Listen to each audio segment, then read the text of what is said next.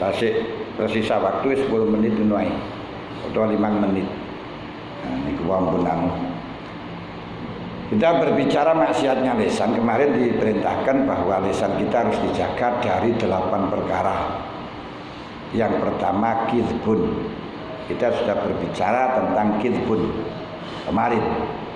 Sekarang yang kedua al-khulfu fil wa'di, mengingkari janji. Fa iyyaka an ta'ida bi syai'in wala tafi bihi bal yang bagi ayyakuna ihsanuka ilan nas fadlan bila qaulin. Nah ini fadlan bila qaulin. Sebaiknya termasuk maksiatnya lisan yang kedua adalah mengingkari janji. Karenanya jangan sampai kita berjanji untuk tidak memenuhi. Bahkan di dalam hadis bahkan yang bagi ayakuna ihsanuka, seharusnya sebagaimana yang telah disampaikan oleh Imam Ghazali dalam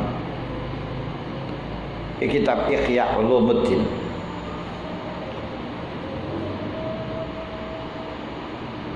Dia menikah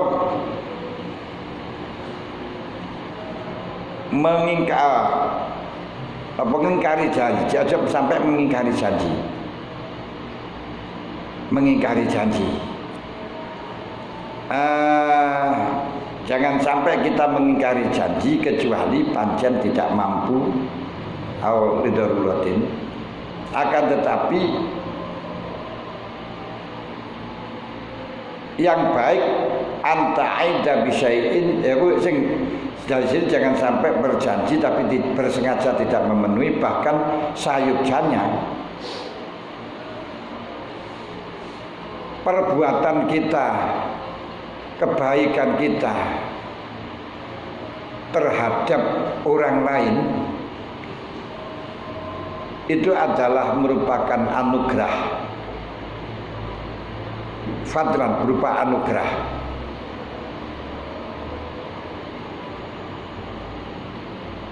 Tanpa harus kata-kata. Tanpa harus kata-kata. Niku sing apik.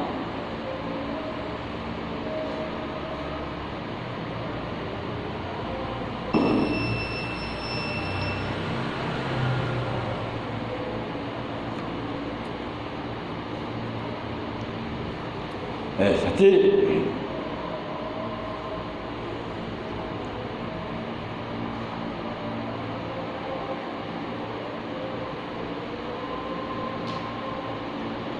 sebaiknya kita itu tidak berjanji sesuatu yang tidak menunggoni, bahkan sayup-jani kebaikan kita. Nanti bukan fatwa fi'lan di sini. Kebaikan kita terhadap orang lain itu adalah berupa realita. Realita perbuatan, bukan kata-kata. Nah, orang usah janji-janji tapi langsung diweneh lebih baik. Nah, janji-janji itu ya biar ada tapi untuk DPR saja. Janji-janji DPR karo cagup. Lalu kenapa? Nah, mengkolai langsung diwenehi terus kasih milih kan rugi. Janji aja, ini loh ya. Nah, janji yang sesuai dengan yang konstitusional itu boleh. Dan fa ini tarata ilal waqti fa yakan takhlifa ila li ajin au daruratin. Kalau terpaksa kita berjanji, jangan sampai kita mengingkari kecuali tidak mampu melaksanakannya, atau darurah atau daruratan.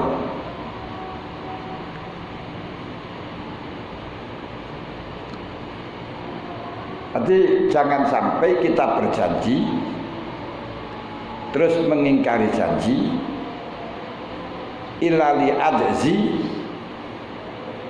kecuali kalau memang kita betul tidak mampu melaksanakan, au daruratin atau karena darurat.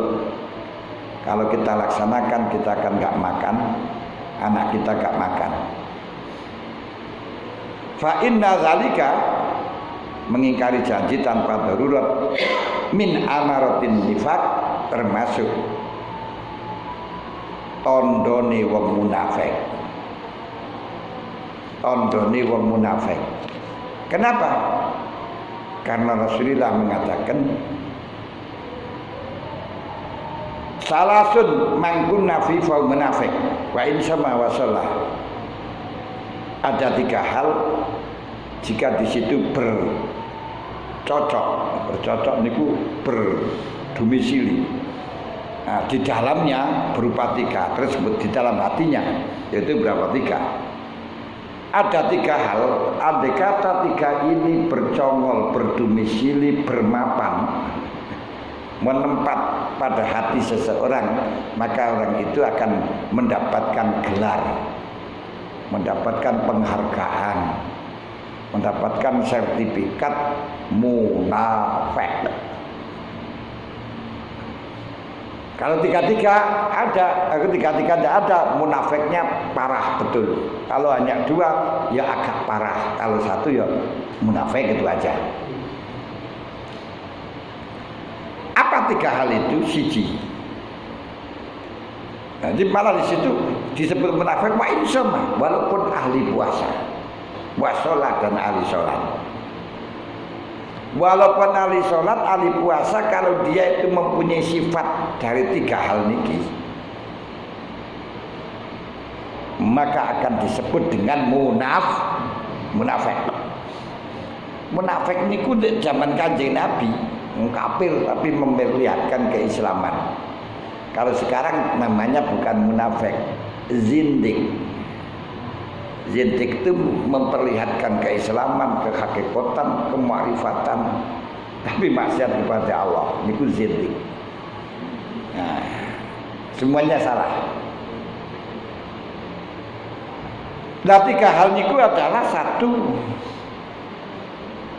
idza hadatsa kadzaba.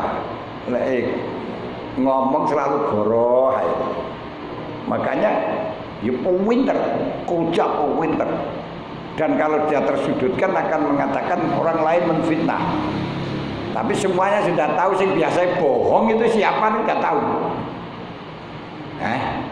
Enggak segan-segan bohong, membuat narasi ya itu telah bermimpi Rasulullah harus begini. Waduh. Wani ngoten niku. Masya Allah, sembuh ngoten niku. Wong kaya ngoten niku wa insyaallah wa soma. Senajan to dhek poso, senajan dhek salat, itu adalah munafik.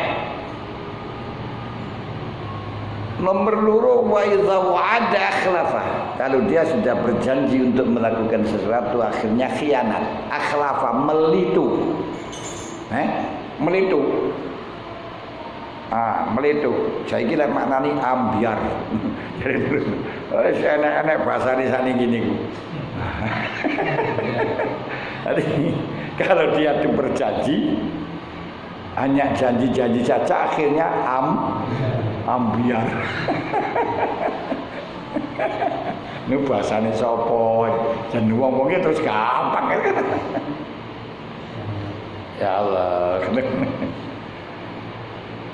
Wa idza tumina khana, ketika dipercaya jadi takmir masjid, dan bendahara malah meletup. Dipercaya untuk mengurusi keuangan, dipercaya untuk mengurusi organisasi,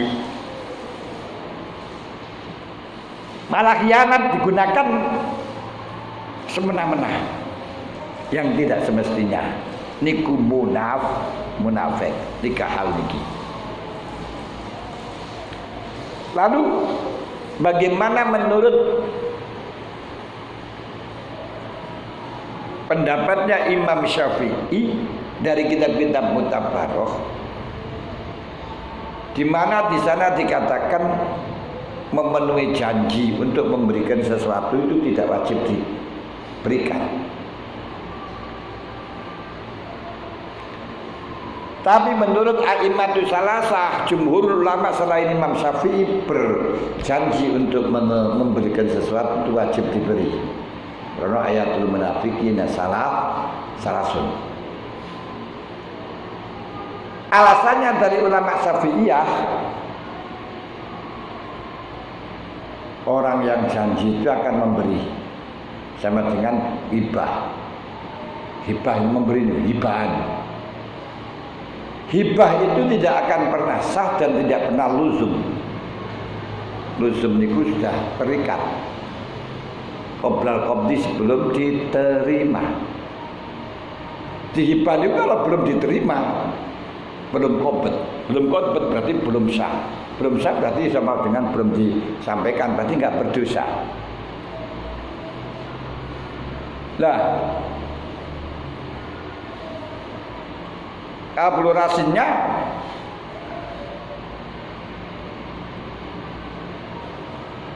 mengkabulurasikan antara teknik gini ku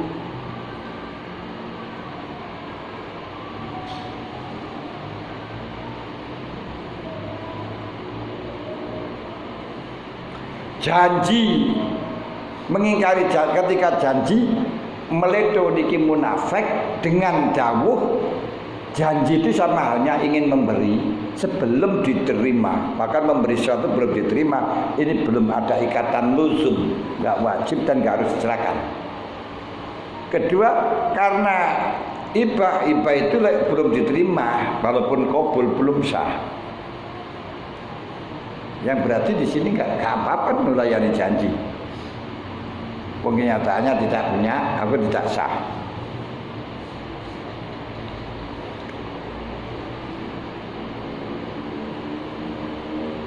Tapi kalau hadis ini kalau tidak mengingkari janji itu munafik. Bagaimana mengkabularasikan antara dua pendapat itu? Yang dikehendaki dengan janji itu wajib dipenuhi. Artinya jangan bukan itu. Artinya ketika kita berjanji tujuannya untuk memenuhi. Yang termasuk munafik itu ketika berjanji memang bertujuan untuk melituni. Ngerti melituni? Atau istilah ini ku enggak cuek ini. Berjanji memang tujuannya itu membuli, enggak ngasih. Akan enggak ngasih, ini kira sing munafik. Kalau dia itu berjanji tujuannya memenuhi, lalu beberapa pertimbangan yang terjadi akhirnya gak memenuhi, gak memberi, betul dosa.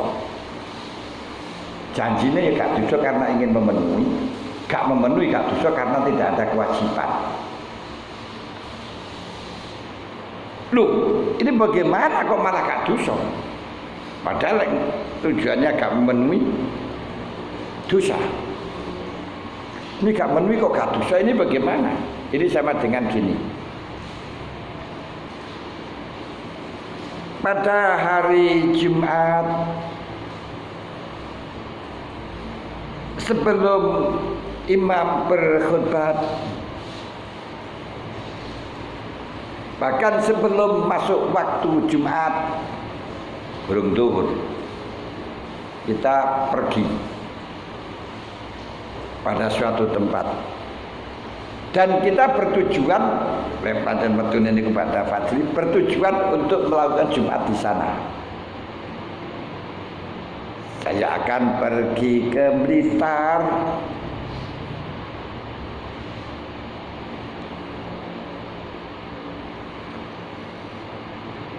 Bukan karena kita gentar.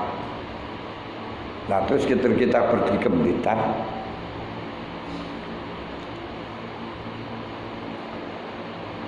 Gak Jumatan, berarti tujuannya ben Jumatan di Blitar. Kalau sudah sampai Blitar tidak wajiban Jumatan. Mergi sebelum waktu yang setelahnya siang itu haram, kecuali kalau punya tugas atau tujuan Jumatan di masyarakat lain, di daerah lain. Tapi ketika sudah mencapai pada daerah lain, tidak wajib Jumat. Aneh tapi nyata. Gitu. Artinya yang dimaksud dosa itu ketika janji bertujuan untuk tidak mengasihi. Kalau memang janji dalam waktu janji tujuan untuk mengasihi, tapi setelahnya berjalan tidak mengasihi, tidak bisa melaksanakan, ini tidak berdosa. Makanya janji dengan melaksanakan itu sesuatu yang berbeda. Saya paham. Tidak cara imati salah sawang janji wajib memenuhi Mas Syafi'i mboten.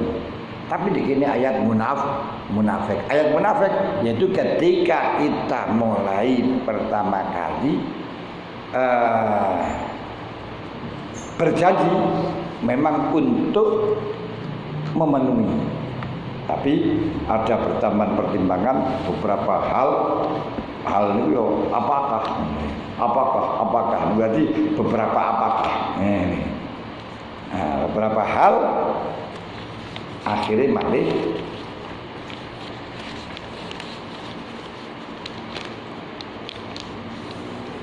nek wau ya tentu beberapa hal kewajiban nggak dikasih nggak masalah. Nanti yang sing munafik niku lek pancen mulai janji wis tujuan gak mengasihi. Al-Fatihah.